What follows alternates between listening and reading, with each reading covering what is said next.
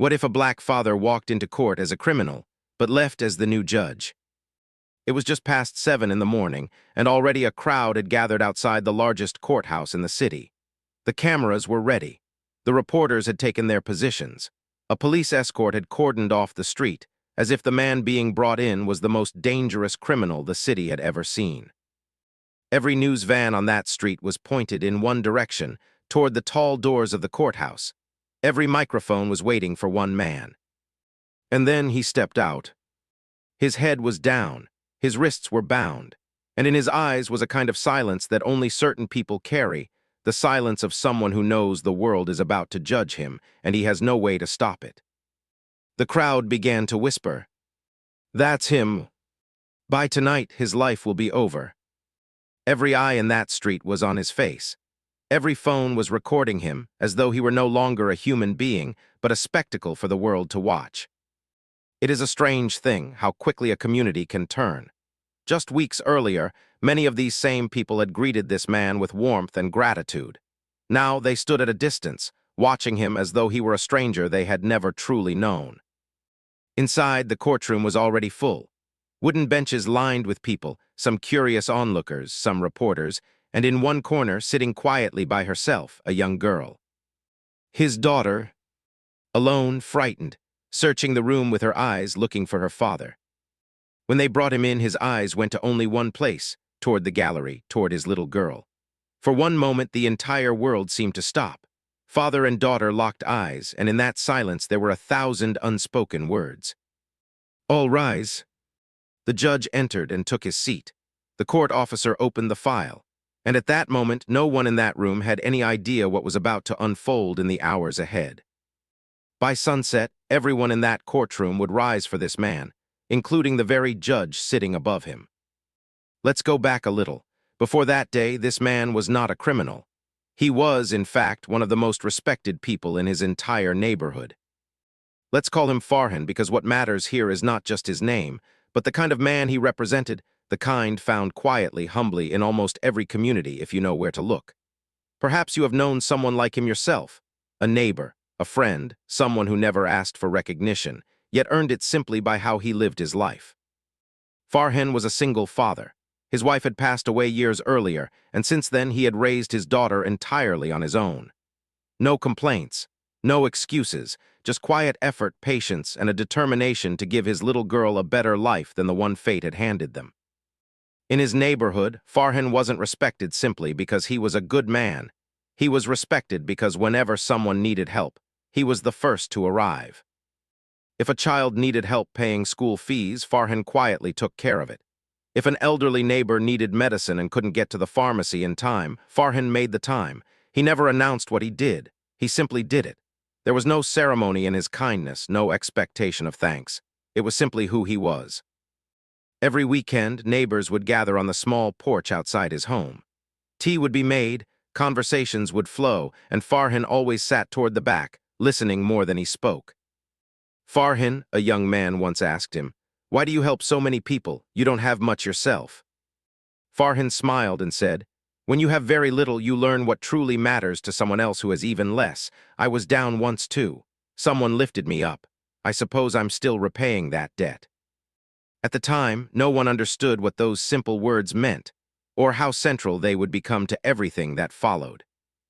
The elders in the neighborhood called him a blessing. Children waved at him with the kind of admiration usually reserved for heroes in storybooks.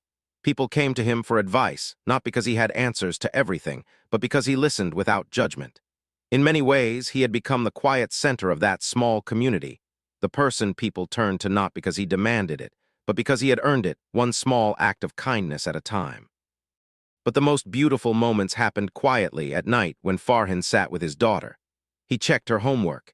He listened to her stories about her day, and sometimes he simply looked at her as if searching for traces of her late mother in her eyes. "Baba," she once asked him, "do you ever feel sad?" Farhan smiled gently. "As long as you're in my life, I could never truly be sad."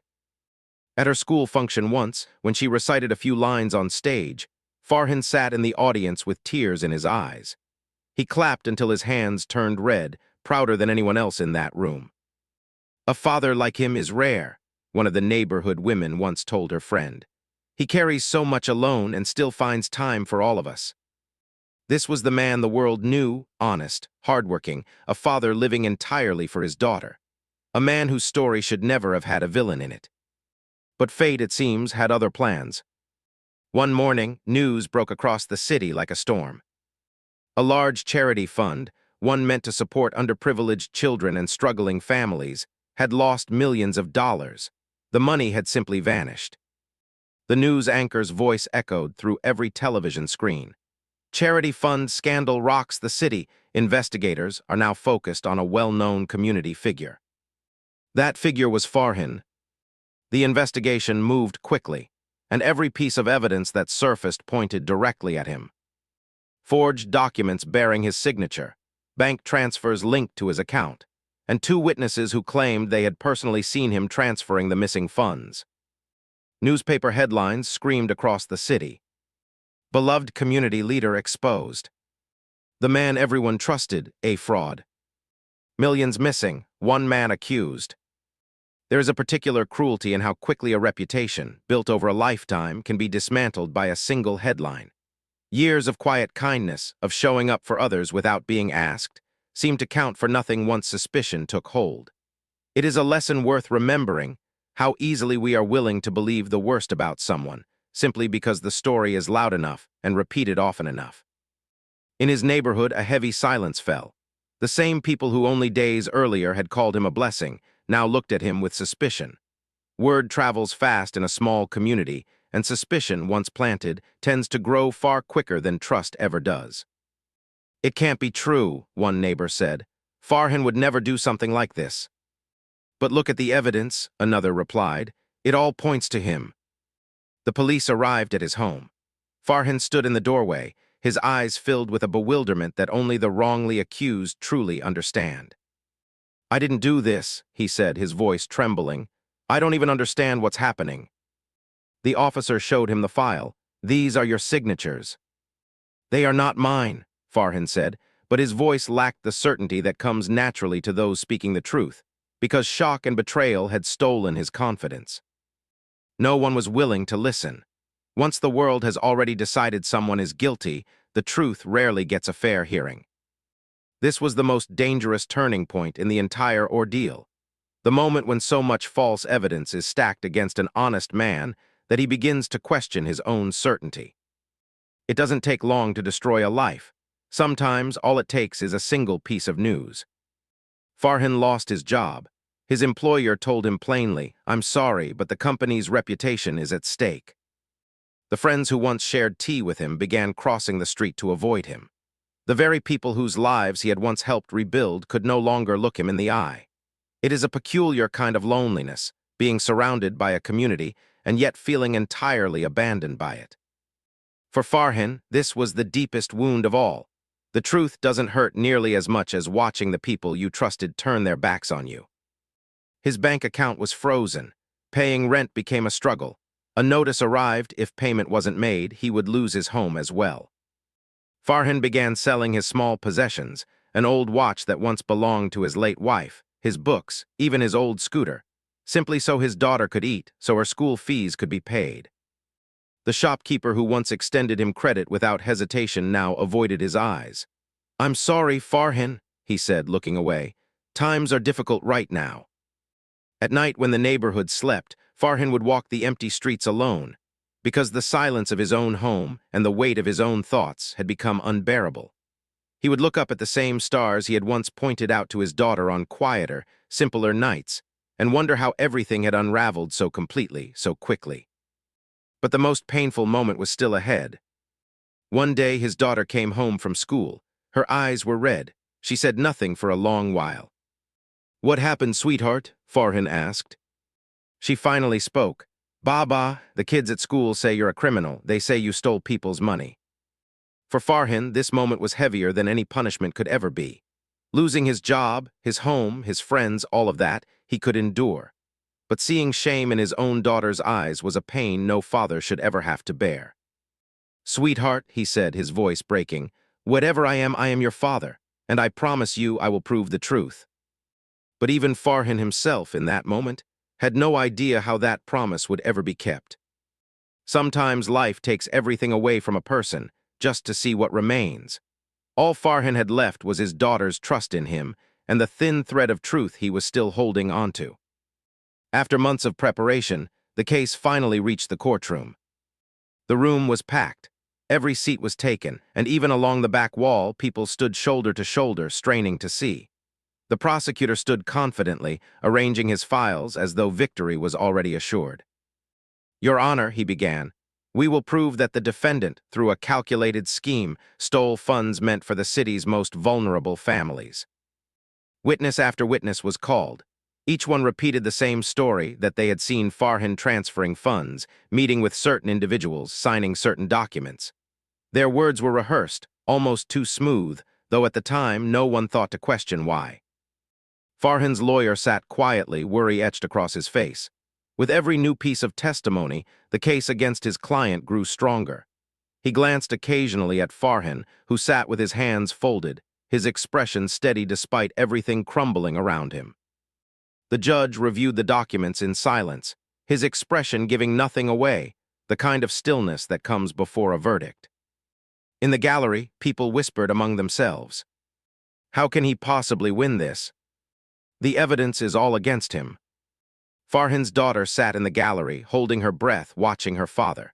In her small world, there was only one question that mattered. Is my father really going to prison? She gripped the edge of her seat, too young to fully understand the legal proceedings, but old enough to understand what losing would mean. The prosecutor presented his final piece of evidence, a bank transfer slip, clearly bearing Farhan's name. "Your Honor," he declared, "this case is closed. The defendant is guilty." Silence fell over the courtroom. Everyone believed only the sentencing remained. It seemed as though there was no room left for the truth.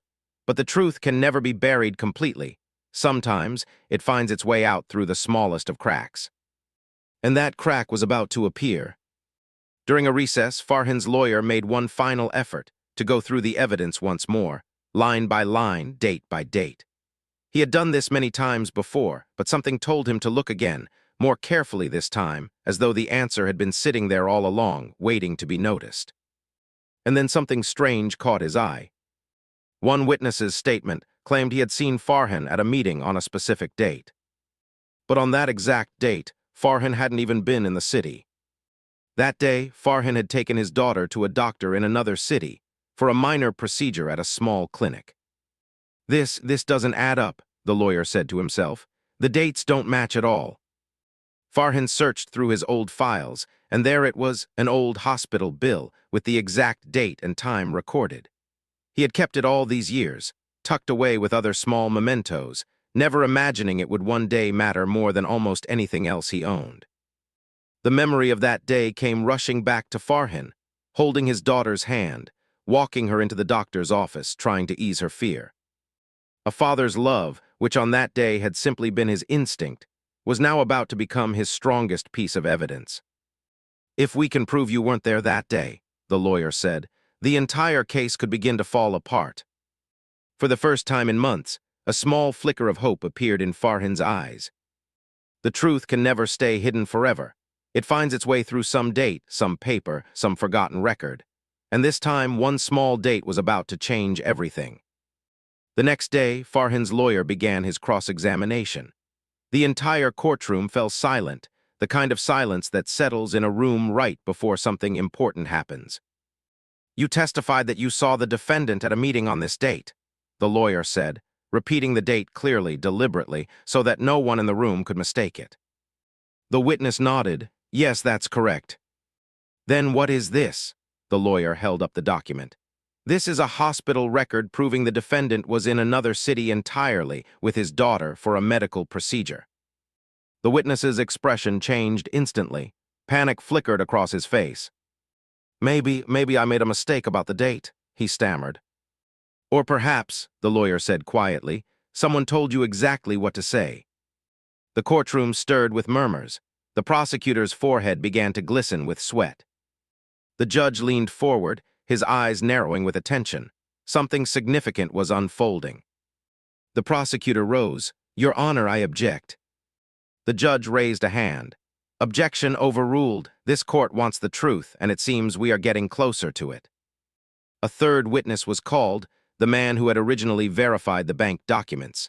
This time, his answers were entirely different from before. I don't remember if I actually saw that signature myself, or if I was simply told it was his, he admitted, eyes lowered, unable to meet the gaze of anyone in the room. Farhan sat quietly, watching everything unfold. For the first time in months, a line of hope crossed his face. A second witness was called. The lawyer began again. You testified that you personally saw the defendant's signature. Can you confirm these signatures are authentic, or were you simply told they belonged to Farhan? The witness glanced briefly toward the prosecutor, and that single glance said everything. A forensic expert was brought in. The documents were re-examined, page by page, under careful scrutiny. Your Honor, the expert stated, these signatures are not authentic. They have been forged, and quite skillfully. The entire courtroom gasped. What had once seemed like an unbeatable case was now beginning to collapse, piece by piece, like a wall crumbling from the inside. One question, a second question, a third, and the entire structure of lies began crumbling like a house built on sand. Now the lawyer had the most crucial piece of evidence, the identity of the real culprit. Forensic analysis revealed exactly where the missing money had gone, and the trail led directly to someone no one in that room could have ever imagined. The man truly responsible for the crime was the charity's own director, one of the most respected figures in the entire city, and a close associate of the very prosecutor arguing the case. He had sat on charity boards for years, been photographed at galas, praised in newspaper columns for his generosity. No one had ever thought to look in his direction. The courtroom fell into stunned silence. No one could believe it. This isn't possible, a reporter whispered. He's one of the most respected men in this city. That's exactly why the scheme worked, the lawyer explained. Because no one ever suspected him. When the money disappeared, an easy target was needed, someone the neighborhood considered good, so that if suspicion ever arose, it would fall on him, not the real thief. A man with Farhan's reputation made the perfect target, precisely because no one imagined he could actually be innocent. The director's face turned pale. There was fear in his eyes now, the fear that only comes when someone realizes they've finally been caught, when every carefully built wall around them begins to fall away at once. Police officers began moving toward him. He tried to stand his ground, but his money could no longer buy him a way out. The courtroom erupted into chaos. Reporters grabbed their pens, cameramen adjusted their equipment. The entire story had just turned completely on its head. And in the middle of all this commotion, Farhan sat quietly. Tears filled his eyes, but these were not tears of sorrow. They were tears of relief, the kind that comes only after months of carrying a weight almost too heavy to bear. Sometimes the greatest criminal is not the one the world casts suspicion upon, but the one the world never even thought to question. The judge lifted his gavel. The courtroom fell completely silent. Based on the evidence presented before this court, the judge said, his voice heavy with weight, this court declares the defendant entirely innocent. The courtroom erupted. People stood to their feet. Applause echoed through the room. Some wept openly. Reporters scrambled to capture the moment. Tears streamed down Farhan's face. Months of pain, humiliation, and heartbreak lifted in a single instant. For the first time since this ordeal began, he allowed himself to breathe freely, as though a weight that had settled permanently on his chest had finally been lifted. But the judge raised his hand, signaling for silence once more. There is something more I must say, he said. The courtroom fell silent again, unsure of what could possibly follow such a dramatic verdict. The judge looked down from his bench, directly into Farhan's eyes. You may not remember me, he said, but I remember you. 15 years ago, I was a young court clerk going through the most difficult period of my life. I had lost my home. My family had fallen apart. One night, I sat on the street, having given up all hope. And a stranger approached me, the judge continued, his voice growing heavier. He gave me food. He gave me shelter under his roof until I was able to stand on my own 2 feet again. He never asked me for anything in return. He only said one thing: one day you will help someone else. That stranger, the judge said, gesturing toward Farhan, was this man. The courtroom gasped. Farhan's eyes widened in disbelief. He remembered helping many people over the years, but he had no idea that one of them now held one of the highest positions in that very room. His mind raced back through the years, trying to place the face of the young man he had once helped, now transformed by time into the very judge who had just cleared his name. The judge stepped down from his bench. The formal distance between them disappeared entirely. He walked toward Farhan and with deep respect took his hand. "The man this world believed to be a criminal," the judge said, his voice carrying through the courtroom, "is the man who gave me my life back. And today I don't just thank you as a judge, I thank you as a human being." Every single person in that courtroom rose to their feet.